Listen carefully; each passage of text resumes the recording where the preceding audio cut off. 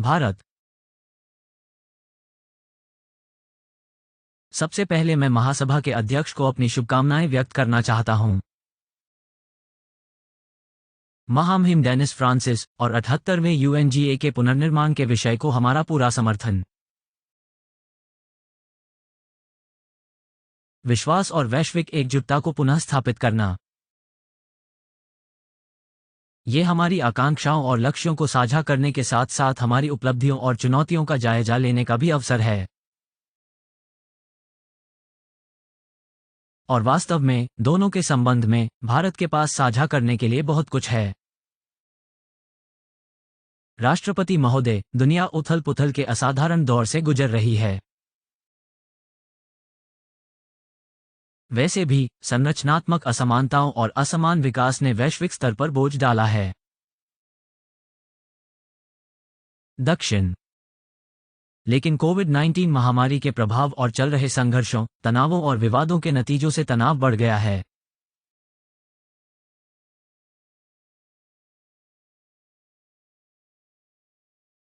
परिणामस्वरूप हाल के वर्षों के सामाजिक आर्थिक लाभ वापस ले लिए गए हैं। सतत विकास के लिए संसाधनों को गंभीर रूप से चुनौती दी गई है और कई देश वास्तव में अपनी जरूरतों को पूरा करने के लिए संघर्ष कर रहे हैं।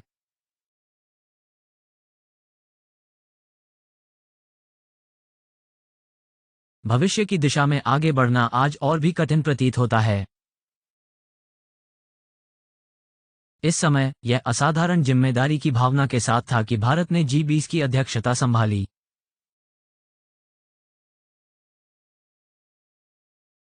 एक पृथ्वी, एक परिवार, एक भविष्य की हमारी दृष्टि केवल कुछ लोगों के संकीर्ण हितों पर नहीं, बल्कि कई लोगों की प्रमुख चिंताओं पर ध्यान केंद्रित करने की थी।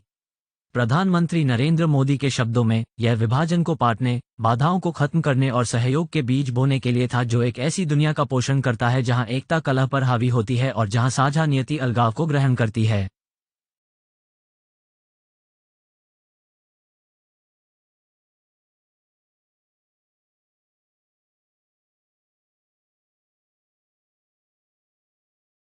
नई दिल्ली G20 नेताओं की घोषणा ऐसा करने की हमारी सामूहिक क्षमता को स्पष्ट करती है।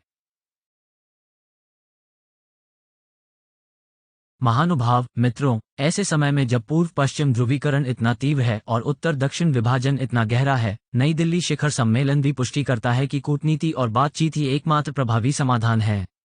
अंतर्राष्ट्रीय व्यवस्था विविधतापूर्ण है और हमें मतभेदों को नहीं तो मतभेदों को भी अवश्य ध्यान में रखना चाहिए।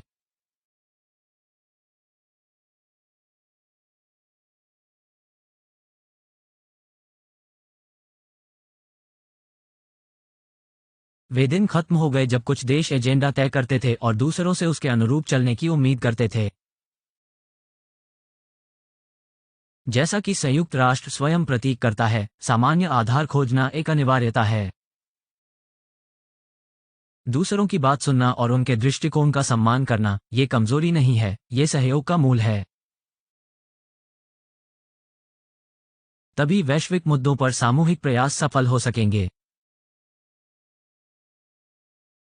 यह मानते हुए कि वृद्धि और विकास को सबसे कमजोर लोगों पर ध्यान केंद्रित करना चाहिए, हमने शुरुआत की ग्लोबल साउथ समिट की आवाज बुलाकर G20 की अध्यक्षता।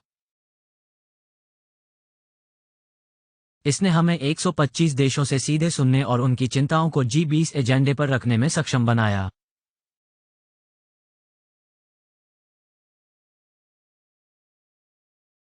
परिणामस्वरूप वैश्विक स्तर पर ध्यान आकर्षित करने वाले मुद्दों पर निष्पक्ष सुनवाई हुई। इससे भी अधिक विचार विमर्श से ऐसे परिणाम निकले जिनका अंतर्राष्ट्रीय समुदाय के लिए बहुत महत्व है। अध्यक्ष महोदय, ये भी उल्लेखनीय है कि भारत की पहल पर अफ्रीकी संघ को G20 के स्थायी सदस्य के रूप में शामिल किया गया था।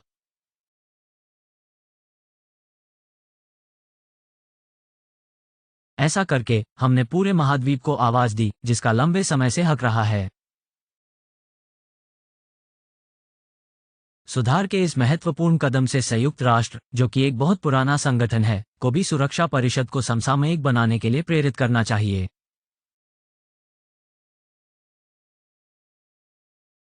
आखिरकार, व्यापक प्रतिनिधित्व प्रभावशीलता और विश्वसनीयता दोनों के लिए एक शर्त है। नई दिल्ली G20 शिखर सम्मेलन के नतीजे निश्चित रूप से आने वाले वर्षों में गूंजेंगे। उनमें से सतत विकास लक्ष्यों के लिए एक कार्य योजना है, जो आज की एक महत्वपूर्ण आवश्यकता है। पर्यावरण के लिए जीवन के उच्च सिद्धांत, जीवनशैली आदि भी उतने ही महत्वपूर्ण हैं।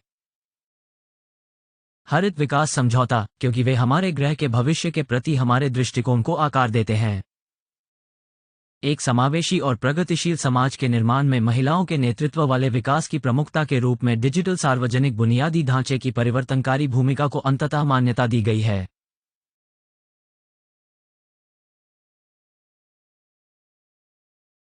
अंतर्राष्ट्रीय वित्तीय संस्थानों के सुधार को उचित महत्व दिया गया है, साथ ही ऋण कमजोरियों के समाधान को भी। मित्रों, नई दिल्ली G20 के नतीजे बड़ी नीतियों और विशिष्ट पहल दोनों के रूप में व्यक्त हुए हैं।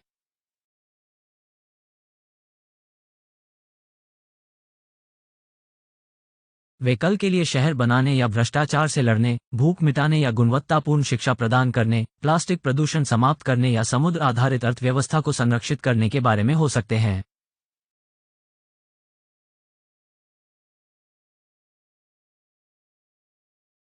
या उस मामले के लिए खाद्य सुरक्षा को बढ़ाना या यहां तक कि वैश्विक कौशल का मानचित्रण करना। कुछ लिंग विभाजन और जलवायु कार्रवाई जैसे लंबे समय से चले आ रहे मुद्दों को संबोधित करते हैं। अन्य लोग नई चिंताओं पर ध्यान केंद्रित करते हैं, जैसे कृत्रिम बुद्धिमत्ता का जिम्मेदार दोहन। कुल मिलाकर हमने दुनिया के विचारार्थ कार्रवाई योग्य प्रस्तावों, रचनात्मक समाधानों और नई दिशाओं का एक सेट रखा है।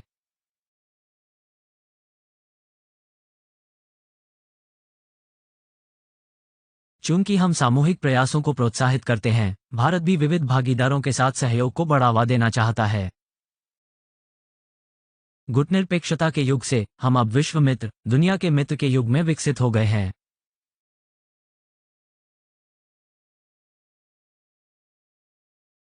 यह विभिन्न देशों के साथ जुड़ने और जहां आवश्यक हो, हितों में सामंजस्य स्थापित करने की हमारी क्षमता और इच्छा में परिलक्षित होता है।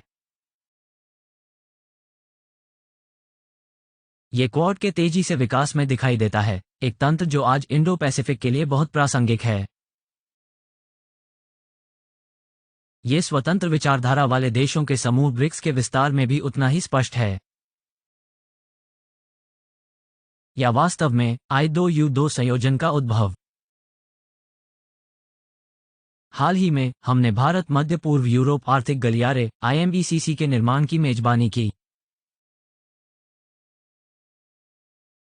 वैश्विक जैव ईंधन गठबंधन की स्थापना एक और उल्लेखनीय विकास था। विशिष्ट डोमेन पर खुले दिमाग से काम करने की यह इच्छा अब उभरती बहुध्रुवीय व्यवस्था की एक परिभाषित विशेषता है।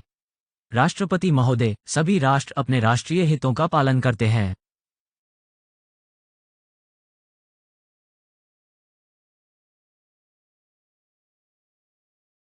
हमने भारत में कभी भी इसे वैश्विक भलाई के साथ विरोधाभास के रूप में नहीं देखा है। जब हम एक अग्रणी शक्ति बनने की आकांक्षा रखते हैं, तो यह आत्म प्रशंसा के लिए नहीं है, बल्कि अधिक जिम्मेदारी लेने और अधिक योगदान देने के लिए है।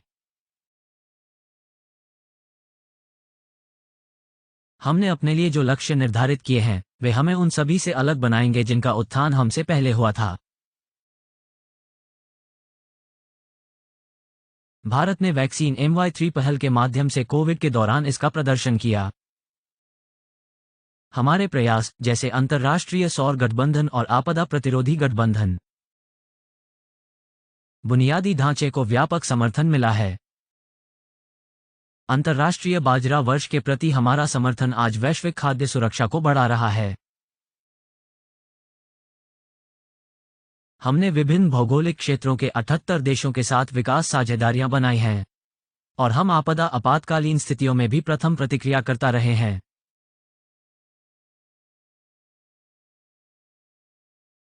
तुर्की के लोग, जैसा कि सीरिया में फरवरी में देखा गया था, हमारी प्रतिबद्धता स्पष्ट रूप से घर के नजदीक और भी अधिक है। जब श्रीलंका ने गंभीर आर्थिक संकट का अनुभव किया, तो वह भारत ही था जो सबसे पहले आगे आया। लेकिन दूर दराज के क्षेत्रों में भी प्रशांत द्वीप समूह जैसे साझेदारों ने स्वास्थ्य, प्रौद्योगिकी और जलवायु कार्रवाई में उनकी जरूरतों को पूरा करने में हमारे योगदान की सराहना की है। राष्ट्रपति महोदय, सबसे अधिक आबादी वाला देश और दुनिया की 5वीं सबसे बड़ी अर्थव्यवस्था जानता है कि इसकी प्रगति दुनिया में वास्तविक अंतर लाती है, खासकर तब जब इतने सारे देश इतिहास, भूगोल और संस्कृति के कारणों से हमारे साथ पहचान करते हैं।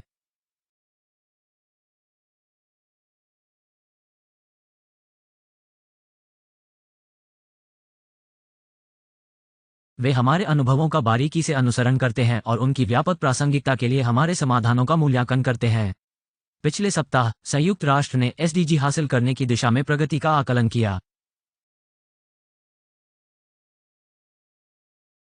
यहाँ की मनोदशा चुनौतियों, विशेषकर संसाधनों की कमी की चुनौतियों से पार पाने के संघर्ष को प्रतिबिंबित करती है। इसलिए इस मध्य में यह महत्वपूर्ण है कि हम अपनी क्षमताओं का विस्तार करें और अपना आत्मविश्वास पुनः प्राप्त करें। एसडीजी लक्ष्यों को पूरा करने में सबसे बड़े योगदानकर्ता के रूप में इस यात्रा में भारत की उपलब्धियों से दूसरों को भी खुशी होनी चाहिए। आखिरकार, वैश्विक बहुआयामी गरीबी सूचकांक रिकॉर्ड करता है कि हमने पिछले 15 वर्षों में वैश्विक एमपीआई मूल्य को आधा कर दिया है, जिससे 415 मिलियन लोगों को गरीबी से बाहर निकाला गया है।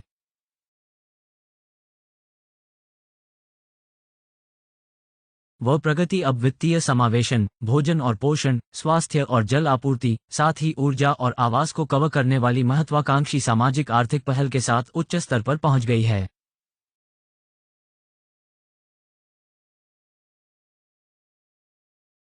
हम ये प्रदर्शित करना चाह रहे हैं कि सामाजिक कल्याण केवल विकसित दुनिया का विशेषाधिकार नहीं होना चाहिए।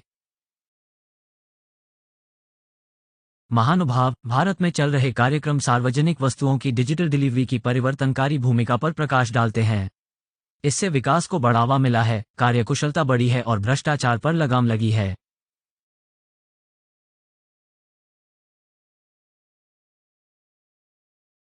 किसी को भी पीछे न छोड़ने का राष्ट्रीय उद्देश्य कई आयामों में आगे बढ़ रहा है। इसके अलावा प्रौद्योगिकी के लोकतंत्रीकरण ने मानसिकता को खोला है, आत्मविश्वास पैदा किया है और नवाचारों को प्रेरित किया है। महानुभाव, अपने विचार विमर्श में हम अक्सर नियम आधारित आदेश को बढ़ावा देने की वकालत करते हैं।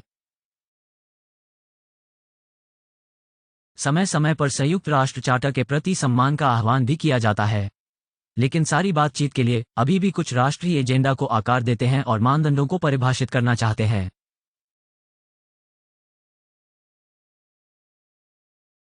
यह अनिश्चित काल तक नहीं चल सकता, नहीं इसे चुनौती दिए बिना जारी रहेगा। एक बार जब हम सभी इस पर ध्यान देंगे तो एक निष्पक्ष, न्यायसंगत और लोकतांत्रिक व्यवस्था निश्चित रूप से सामने आएगी। और शुरुआत के लिए इसका मतलब ये सुनिश्चित करना है कि नियम निर्माता नियम लेने वालों को अपने अधीन न करें। आखिर नियम तभी काम करेंगे जब वे सभी पर समान रूप से लागू होंगे।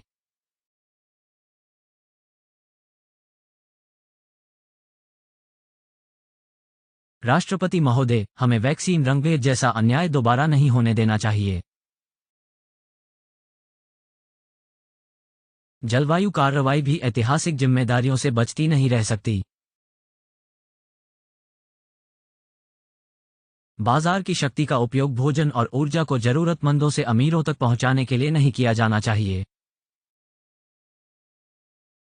नहीं, हमें यह स्वीकार करना चाहिए कि राजनीतिक सुविधा आतंकवाद, उग्रवाद और हिंसा पर प्रतिक्रियाएं निर्धारित करती है। इसी तरह क्षेत्रीय अखंडता का सम्मान और आंतरिक मामलों में हस्तक्षेप न करना चेरी पिकिंग में अभ्यास नहीं किया जा सकता है। जब वास्तविकता बयानबाजी से दूर हो जाती है तो हमें उसे सामने लाने का साहस होना चाहिए। वास्तविक एकजुटता के बिना कभी भी वास्तविक विश्वास नहीं हो सकता। यही ग्लोबल साउथ की भावना है। अगले वर्ष संयुक्त राष्ट्र भविष्य के शिखर सम्मेलन की मेजबानी करेगा। इसे सुरक्षा परिषद की सदस्यता के विस्तार सहित परिवर्तन, चैंपियन निष्पक्षता और बहुपक्षवाद में सुधार लाने के लिए एक गंभीर अवसर के रूप में काम करना चाहिए।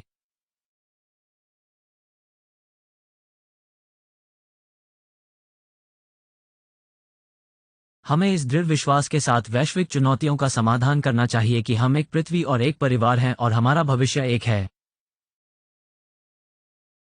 महानुभावों, मित्रों, भारत अमृत काल में प्रवेश कर चुका है, एक चौथाई सदी जहां अधिक प्रगति और परिवर्तन हमारा इंतजार कर रहा है। हमें विश्वास है कि हमारी प्रतिभा और रचनात्मकता, जो अब स्पष्ट रूप से सामने आ रही है, हमें आगे बढ़ने की शक्ति देगी। जब हमारा चंद्रयान-3 चंद्रमा पर उतरा तो दुनिया ने आने वाले समय की झलक देखी। आज दुनिया के लिए हमारा संदेश डिजिटल रूप से सक्षम शासन और वितरण में, सुविधाओं और सेवाओं के व्यापक दायरे में, तेजी से बढ़ते बुनियादी ढांचे में और हमारी ऊर्जावान स्टार्टअप संस्कृति में है।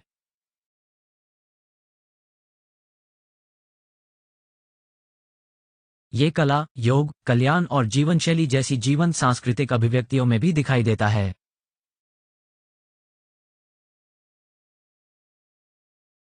हमारा नवीनतम दावा हमारे विधानमंडलों में महिलाओं के लिए 1/3 सीटें आरक्षित करने के लिए एक अग्रणी कानून है। राष्ट्रपति महोदय, मैं एक ऐसे समाज के लिए बोल रहा हूं जहां लोकतंत्र की प्राचीन परंपराओं ने गहरी आधुनिक जड़ें जमा ली हैं।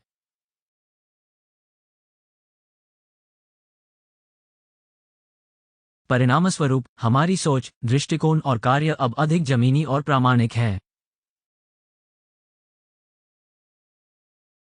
आधुनिकता को अपनाने वाली सभ्यतागत राजनीति के रूप में हम परंपरा और प्रौद्योगिकी दोनों को समान रूप से आत्मविश्वास से सामने लाते हैं। यही मिश्रण आज इंडिया यानी भारत को परिभाषित करता है।